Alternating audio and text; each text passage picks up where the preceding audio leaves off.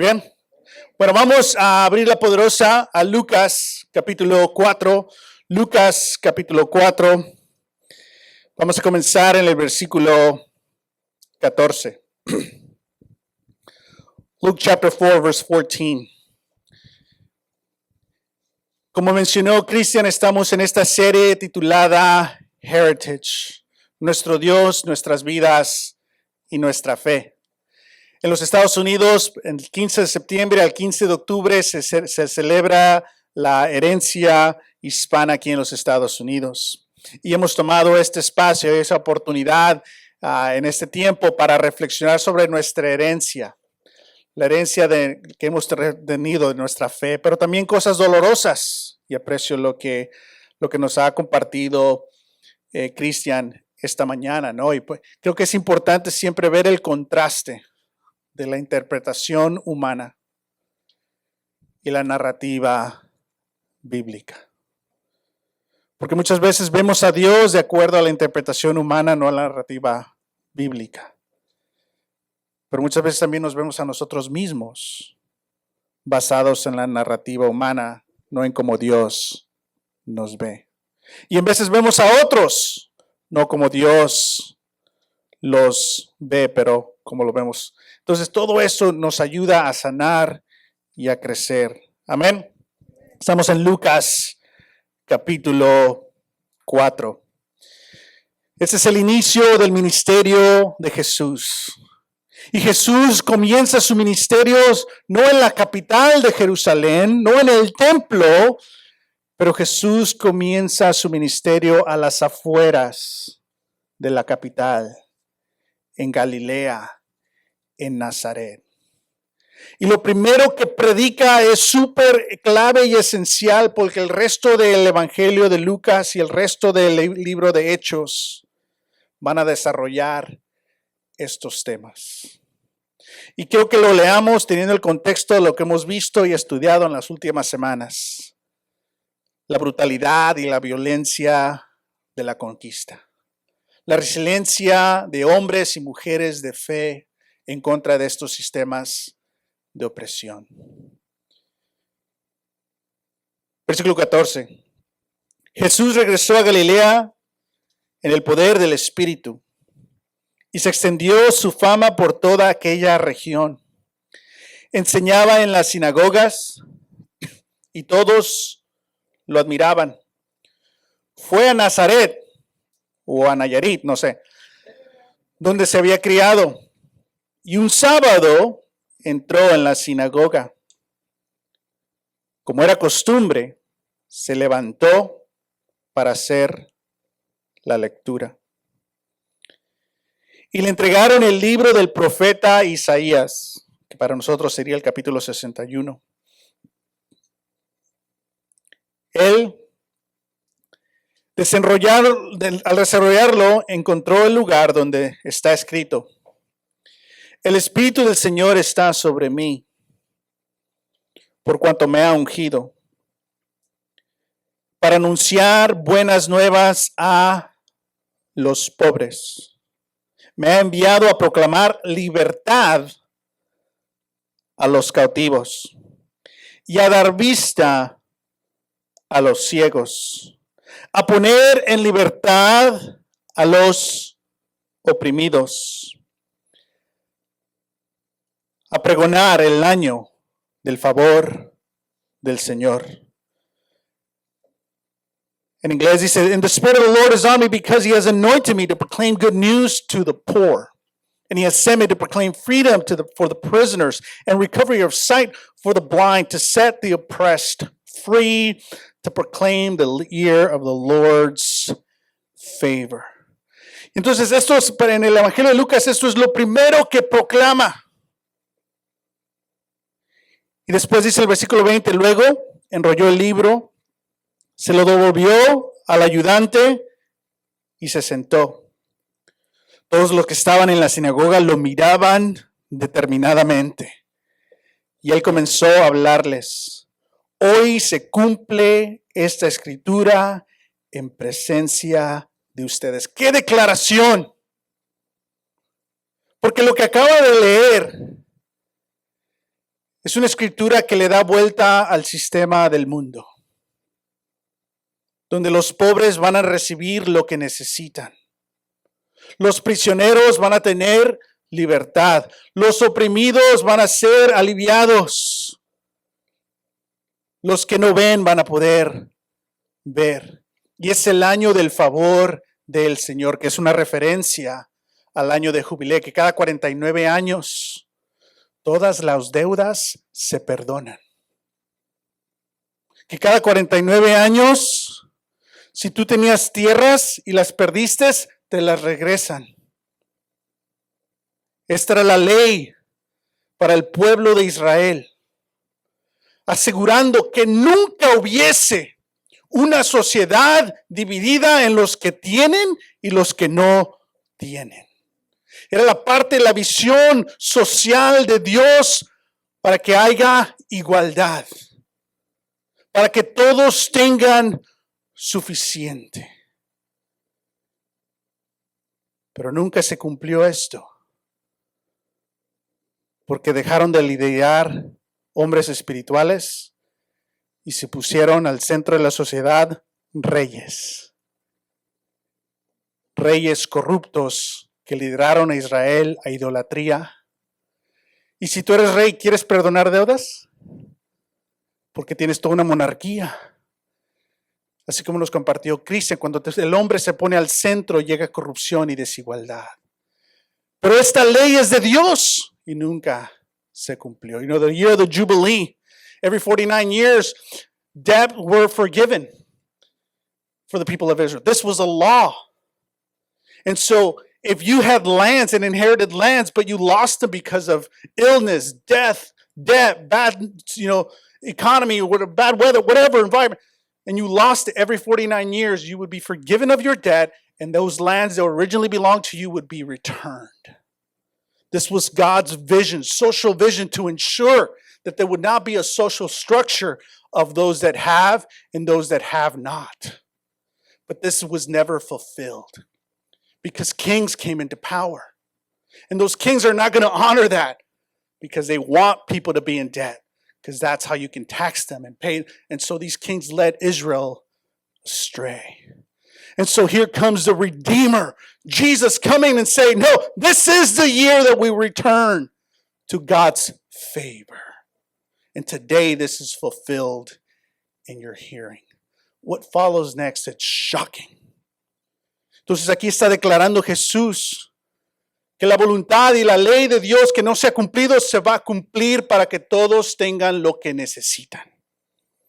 Y todos se le quedaron viendo. Versículo 22, todos dieron su aprobación, impresionados por las hermosas palabras que salían de su boca. Es decir, que se veían, no, pues sí, estaban aprobándolo así. Pero después dice uno, pues, ¿qué no es este el hijo de José? Quizás alguien que no quería perdonar la deuda. Empieza a cuestionar. Quizás no es Dios, es solamente un humano. Y Jesús, en lugar de darle una respuesta, dice algo que provoca más tensiones. And so Jesus in verse 23, he chooses to provoke more attention rather than to give them a generic answer. Y lo que dice, versículo 23, Jesús continuó, seguramente ustedes se van a citar el proverbio, médico, cúrate a ti mismo. Haz aquí en tu tierra lo que hemos oído que hiciste en Capernaum. Pues bien, les aseguro que a ningún profeta lo aceptan en su propia tierra. No cabe duda. Okay, vamos a aterrizar ahí. ¿Qué está diciendo Jesús? Ustedes han escuchado, pero no creo que no creen esto. No lo han aceptado. Y Jesús provoca que haya una reacción para que salga lo que verdaderamente está ahí. Y la reacción de estos dice, no cabe duda. Perdón, Jesús dice, no cabe duda que en los tiempos de Elías, cuando el cielo se cerró por 3 años y medio. De manera que hubo un gran hambre o famine en toda la tierra. Muchas viudas que vivían en Israel. Había muchas viudas que vivían en Israel. Sin embargo, Elijah, no fue enviado a ninguna de ellas, sino a una viuda de Sarepta, en los alrededores de Sidón. Ok, es importante porque nos dice de dónde era esta viuda. Asimismo, había en Israel muchos enfermos de lepra en tiempos del profeta Elisha, pero ninguno de ellos fue sanado, sino Naamán de Sirio. ¿Qué nos está diciendo Jesús? Hace de referencia a 2 profetas que estaban en contra de la monarquía. So Jesus is making a reference to 2 prophets that were against these corrupted kings. Y lo que dice Jesús dice mucho del corazón de Dios y la gente se enoja. What Jesus is saying says so much about the heart of God that people get really upset, angry and violent. Lo que está diciendo, hey, había hambre y había enfermos y estos profetas no sanaron a gente del pueblo de Israel, sanaron a extranjeros. This is what he's saying. These prophets were Israelite prophets, and there was people who were hungry in Israel, and there was people that were ill in Israel, but they didn't heal. They didn't heal any people from Israel. They healed foreigners. Jesús está diciendo, este es el corazón de Dios. Yo no tengo favor de a quién ayudo, a quién no ayudo. Yo soy el Dios que ama a su humanidad. Y la gente se ofendió. ¿Y qué hacen? Versículo 28. Al oír esto, todos los que estaban en la sinagoga se enfurecieron. Se levantaron, lo expulsaron del pueblo y lo llevaron hasta la cumbre de la colina sobre la que estaba construido el pueblo, para tirarlo por el precipicio. Pero él pasó por en medio de ellos y se fue. These people are furious, anger and violence. They drag Jesus to the top of a cliff to throw him off because he expressed love for foreigners. They were offended, which is ironic because they're in a synagogue reading scriptures. It's actually what the scripture says. That's what their prophet Elijah and Elisha has done, and they're offended. Isn't that ironic? Because they misinterpreted the scriptures. They thought it was all about them. La ironía, ¿no? Están en la sinagoga. Estos son profetas de ellos, Elías y Eliseo. Pero Jesús hace referencia a cuando ayudaron a extranjeros y se ofenden al punto de que hay violencia y lo agarran a Jesús y lo suben al cerro para aventarlo y matarlo. Esto nos habla mucho del orgullo nacionalista. Esto nos habla mucho del orgullo humano. Esto nos habla mucho de la malinterpretación de Dios. Pero Jesús no evitó estos retos, los confrontó. Esto es el principio de grandes retos en todo Lucas y todo Hechos, donde Jesús intencionalmente ayuda a los de afuera, ayuda a los marginados, ayuda a los pobres, ayuda a las mujeres, a las viudas, a los más vulnerables. Y los del centro del poder, típicamente hombres, se enfurecen. Pero eso ya no pasa. Y es aquí lo que queremos hacer en este tema de hoy. Hacer esta comparación entre la narrativa bíblica y las cosas que han sido muy malas de nuestra cultura. So this is what we want to do today. We want to make this contrast of the narratives of Scripture, because all throughout Luke and Acts, God is helping those on the outside, the marginalized, the vulnerable, and those few at the center of power are upset. And all this continues from Luke all the way to Acts. So Luke and Acts is volume 1 and volume 2. Lucas y Hechos es volumen 1, volumen 2. So aquí les va una breve narrativa de Lucas. Jesús nace en opresión, con los romanos controlando a este pueblo. Y Hechos acaba con Pablo encadenado en Roma. Eso te dice de los valores del Evangelio y los sufrimientos del Evangelio y cómo el Espíritu Santo lidera a Jesús y a la iglesia, siempre ayudando y siempre siendo vulnerable. En contraste a cómo lo que hemos visto, cómo entró el Evangelio a las Américas. So, a brief summary, Jesus is born in oppression. It tells us under a census, occupied by Rome. That's the beginning of Luke. And Acts ends with Paul chained in a Roman prison.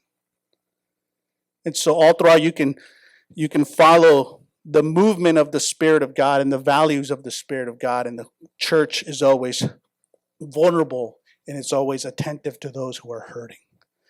And that's a contrast in how Christianity entered the Americas. ¿Ok?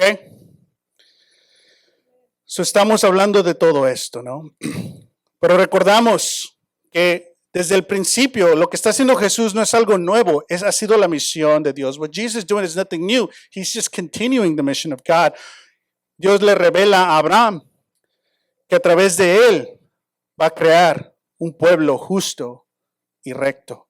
Al final en el Apocalipsis vemos esta visión donde toda la gente, diferentes naciones, tribus, pueblos y lenguas son incluidos. So what Jesus is doing is not new. He's just continuing what God has been doing, what he promised Israel as well. En Génesis 22:18, otra vez Dios le dice esto a Abraham. Puesto que me has obedecido, por medio de tu descendencia serán bendecidas todas las naciones de la tierra. Here's God once again speaking to Abraham, saying, and through your offspring all nations of the earth will be blessed because you have obeyed me. So regresamos a Lucas, cuando Jesús da referencias como el pueblo de Dios bendice a otras naciones, ¿por qué se enojaron? Right? If we return to what Jesus is saying, if the people of Israel were supposed to bless all people, why are they so upset when Jesus is referring to that? ¿Qué nos dice? Que se han olvidado de su vocación. They have forgotten about their vocation. Ese es un riesgo para nosotros. Siendo cristianos, pero olvidándonos de nuestra vocación. That's a danger for us. Saying we're Christians, but forgetting our vocation. Continúa todo esto en Hechos. Se hace otra vez esta referencia a lo que Dios le dijo a Abraham. So, el punto de todo esto es la consistencia desde Génesis hasta Lucas, hasta Hechos, hasta Apocalipsis.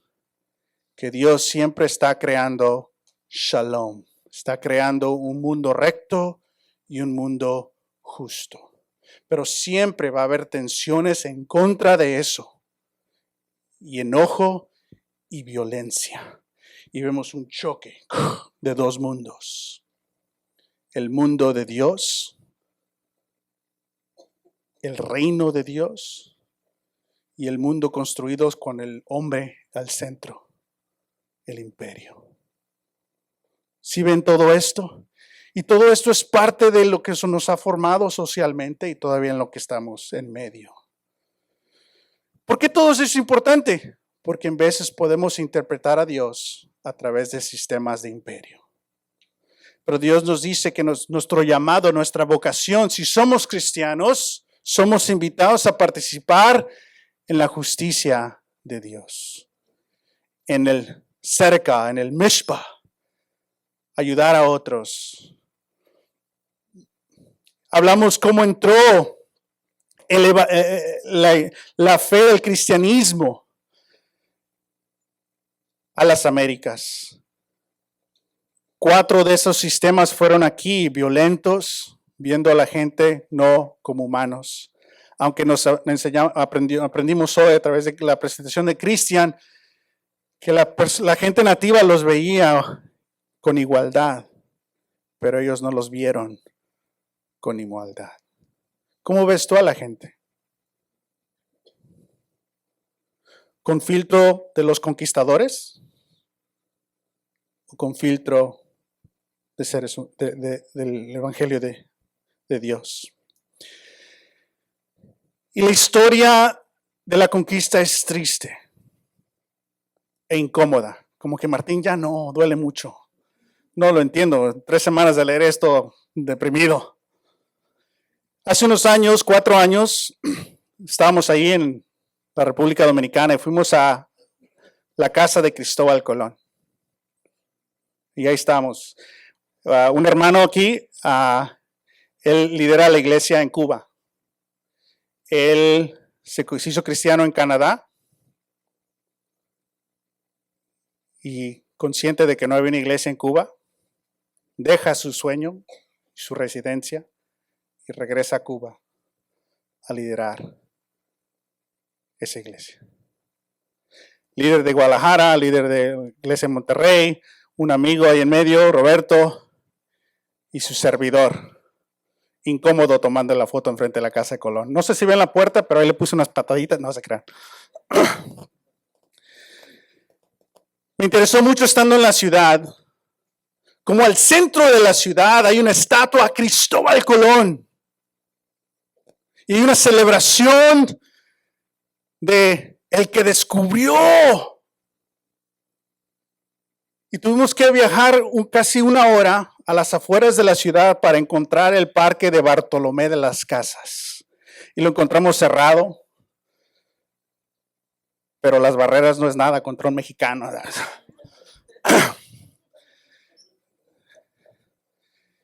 Y se me hizo interesante que al centro de la ciudad se celebra Cristóbal Colón. Y a las afueras, en un parquecito chiquito, cerrado, sin estacionamiento, a las afueras de la ciudad, está una estatua de Bartolomé de las Casas, del cual hemos hablado, el que se dedicó a defender los derechos de los pueblos nativos. Dice mucho, ¿no?, de la sociedad, lo que valoramos.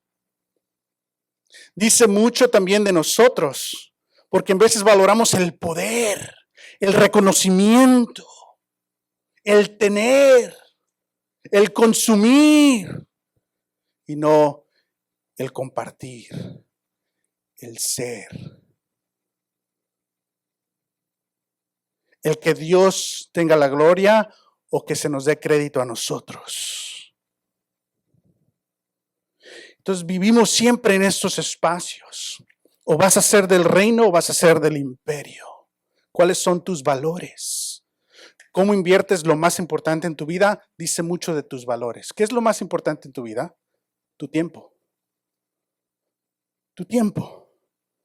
¿En qué espacio pasas más tiempo? ¿Cuánto tiempo le pasas con Dios? ¿Cuánto tiempo dedicas para tener encuentros, de deleitarte, de conocer, de crecer?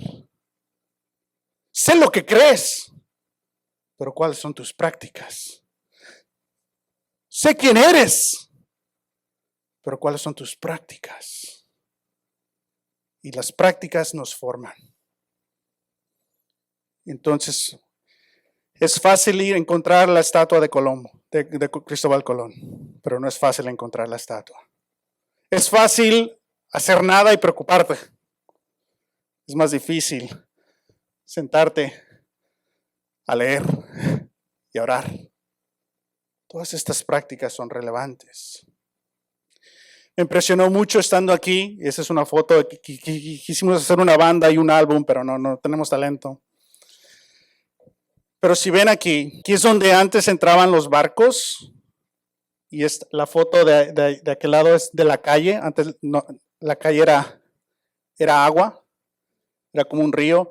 Y ahí llegaban los barcos y ahí descargaban a los esclavos africanos. Y la foto más grande, por ahí entraban.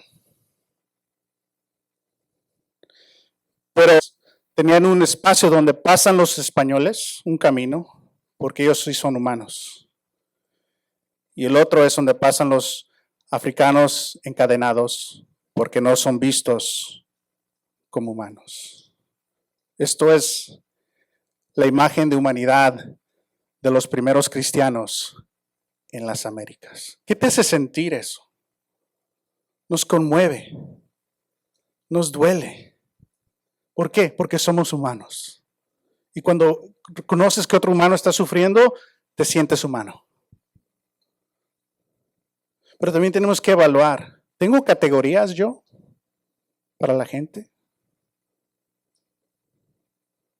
And so we see the imagery and the definitions of humanity in the first Christians. A pathway for the humans. And the rest, non-humans, come through that other place. And so I'm amazed by the African American community in all of Latin America and their resiliency, their perseverance, and their joy. In fact, if you listen to cumbias, specifically colombianas, and if you dance those, the initial dance, your feet are kind of close together because they were chained. Because their feet were chained, but yet they danced in hopes. And later, when they discover and learn about Christianity, they don't accept the European Christianity, but they embrace their own Christianity. There's something beautiful to learn about every culture. Estoy comentando cómo las cumbias, específicamente las colombianas, ese paso donde los pies están cerca uno al otro. Ese baile viene porque es un baile africano y comenzó así porque sus pies estaban encadenados. Y a pesar de estar atrapados había alegría y había sueño de libertad. El primer grupo africano que fue esclavizado, pero se liberaron y tuvieron su propia comunidad, fue en Veracruz, liderado por un hombre llamado Yanga, y subieron a los cerros y tuvieron su comunidad allá. Y los españoles querían atraparlos, pero se defendieron hasta que se rindieron. Y la primera comunidad africana, después de la esclavitud, pero libres, en México. Entonces, todo esto es parte de nuestra herencia, porque todos tenemos en nosotros el conquistador, pero Dios nos está ayudando y salvando para ser humanos fieles a Dios. Amén. Mañana es el día de Cristóbal Colón, Columbus Day, that's tomorrow, or Indigenous Peoples Day. Ustedes eligen qué se celebra, qué honramos, pero existe esa tensión. Una vez estaba hablando con una de mis profesoras y estaba compartiendo mi irritación porque había un monumento a Cristóbal Colón en una de las universidades, ¿no? Y está diciendo, oye, ¿cómo todavía nos falta, no? ¿Cómo seguimos honrando aquí en una iglesia? Y me dijo, yo tengo intención que sí, Colón hizo muchas cosas malas, pero también él está hecho en la imagen de Dios. She said, I hold intention that yes, Columbus was a jerk, but he's also is an image bearer of God. Me retó. Sí, wow. Porque en veces cuando te hacen algo a ti, puedes crear prejuicios a esas personas. Continúa el ciclo de prejuicios. ¿Que no? Regresamos a Lucas. Jesús habla en una sinagoga en Nazaret, un pueblo pobre. No es Jerusalén. Y se enojan porque Jesús ayudó a otros fuera de Nazaret. Qué ironía, ¿no? Es como el migrante que ya tiene residencia y todo y luego es antimigrante. O es como el mexicano que es racista contra la gente negra. O gente en la comunidad negra que es antimigrante. O sea, todo este ciclo sigue y continúa. ¿Y qué vemos? A Dios no evitando estas tensiones, pero entrando en estas tensiones para reiniciar la conversación, para reiniciar la interpretación, para darnos una mejor imagen de lo que es la visión de Dios. Amén. So, hablamos de todas estas, varios de estas personas. Brevemente, hoy, esta mujer, Sor Juana de la Cruz. Ella, muchas de sus escritos, es una mujer muy controversial, hay diferentes interpretaciones sobre ella, pero grupos con grandes intereses la van a utilizar de manera que ellas quieran. Pero si solamente lees basado en lo que ella ha escrito, ella fue la primera mujer en la Nueva España que escribió para literatura. Había mujeres alemanas, españolas, monjas que habían escrito, pero ella fue la primera. Entonces muchos espacios la consideran la primera latina feminista, intelectual y teóloga. Ella tenía la biblioteca más grande en toda Latinoamérica. Pero por siendo mujer, recibió grandes tensiones de los obispos masculinos. Y tuvo que, bajo tanta presión, abandonar su vocación como escritora. Una mujer habla de ella y dice lo siguiente. Una tormenta de controversia cayó sobre Sor Juana por su carta digna de Atenas. En esta carta, Sor Juana desafió a la cristología de un sermón de Antonio de Viera, un renombrado teólogo jesuita portugués.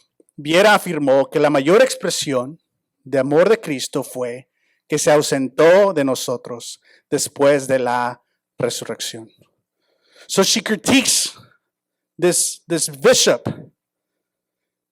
and because what he said was that Christ's greatest expression of love was that he abstained himself from us. Do you get that? The best thing Jesus could have done is not be with us because we're so bad. So the imagery of what a human is and what God is and how God separates from people in pain was there. So she critiques this. En contradicción con Viera, Sor Juana defendió una perspectiva cristóloga diferente al afirmar que el mayor regalo de Jesús fue su presencia continua con la humanidad a través de la celebración de la misa y la Santa Cena. Y esto creó un gran debate, pero siendo la única mujer en la Nueva España, en este sistema religioso liderado por hombres, básicamente fue rechazada. Entonces, recibió muchísimas oposiciones. Se publicaron muchas cosas en contra de ellas. Ella trató de defenderse de que había diferentes ejemplos de mujeres de fe en la Biblia, pero defendía decir, ¿por qué yo en la Nueva España no puedo escribir y hacer otras cosas si otras mujeres en Europa pueden hacerlo? Pero bueno, al fin la persecución fue demasiado, bajo mucha presión y le iban a poner sobre la Inquisición. Ella escribe una carta, se corta las venas y con su propia sangre escribe que soy la peor del mundo. Y se retira, le quitan todo y algunos años después de eso, ella muere a la edad de 45 años. Hubo mucho esfuerzo para quitar todas sus escrituras, pero no fue hasta el 1952 donde han surgido muchas de sus escrituras. Ahora, de nuevo, es honrada ella por defender los derechos humanos, podemos decir ahora, de la mujer. Otra foto, y vamos a cerrar aquí. Vemos cómo se mueve el cristianismo en las Américas, conquistando, liquidando a los pueblos. Es estimado que 130 años después del primer contacto entre europeos y gentes nativas, que 95% de la gente nativa murió. Al contraste de Lucas y Hechos, Jesús que nace en opresión, Jesús que su primera declaración pública es libertad a los oprimidos, para los pobres, y después vulnerablemente y en humildad, toda la iglesia baja por todo ese mundo hasta que uno de sus líderes principales, Pablo, es encadenado en Roma. ¿Sí ves el contraste de esta religión y el evangelio? Ya hemos visto cómo se trató a Sor Juana de la Cruz en ese tiempo, pero ¿cómo trata la Biblia a las mujeres? And this is one thing that is often missed. You know, the Bible that goes out of its way to honor and value the worth of women. And so en Lucas 1, Elizabeth es un ejemplo, María en Lucas 1 y 2, Ana es una profetisa en Lucas 2, mujeres sanadas por Jesús, la suegra de Pedro, una niña de 12 años, una mujer que estuvo enferma por 12 años, una mujer que estuvo enferma por 18 años, mujeres de ejemplo de fe, la mujer que unge a Jesús. Las mujeres son las que están apoyando financieramente al ministerio de Jesús. María atenta y escuchando, y Jesús la honra porque no está distraída como Marta. La parábola de la mujer y la moneda, la parábola de una mujer de fe ante un juez injusto, la viuda pobre y generosa que da en el templo, fieles hasta la crucifixión y resurrección, son testigos de la crucifixión, honran al cuerpo de Jesús, las primeras en ver la tumba vacía, las primeras en recibir las nuevas de la resurrección y las primeras en proclamar la resurrección a los hombres, discípulos. ¿Ves cómo se trató a Sor Juana de la Cruz y cómo trata la Biblia a las mujeres? ¿Ves cómo se desarrolló el cristianismo en las Américas y cómo se mueve el cristianismo en las Escrituras? And so you see how Sor Juana de la Cruz was treated, but then look how God treats women. You see how this former Christianity expands through violence and how the vulnerability of the movement in Scripture. ¿Por qué es tan importante distinguir todo esto? Why is this so important to distinguish? ¿Por qué la estatua del conquistador está al frente, pero el defensor de los pobres afuera de la ciudad? Habla de nuestros valores. ¿Qué tal tus valores? Entonces, el movimiento del Espíritu Santo siempre está ayudando a la gente. Jesús siempre empieza de afuera hacia adentro. Amén. Cerramos aquí en Lucas 4, versículo 18 al 30, como lo leímos. La gente se enojó. ¿Por qué se enojó? Porque Jesús no va a servir. Jesús no va a servir a otro grupo de personas porque es rechazado. Jesús es rechazado porque sirve a otro grupo de gente. You know, Jesus doesn't serve another group because the people rejected him. He's rejected because he served another group. So vemos la ironía en las Escrituras. Vemos la ironía en la historia. Que no haya ironía en nuestras vidas. We see the irony in the Scriptures. We see the irony in history. I hope there's no irony in you. ¿Qué es la ironía? Dios es muy claro pero se eligen a sí mismos. What's the irony? God is very clear and welcoming, but people keep choosing themselves. Todo esto es parte de Shalom, el Dios que está reconciliando todo el mundo, el Dios que quiere que toda relación esté saludable y estable, el Dios que nos manda a trabajar y esforzarnos para restaurar las cosas que han sido distorsionadas. All of this is God's mission of Shalom. So, en esta serie de Heritage estamos reflexionando en la intersección en nuestra fe, las narrativas bíblicas, nuestras culturas, la historia del cristianismo en las Américas y sobre todo un estudio teológico de la vida de Dios. Que no te forme imperio, que te forme reino.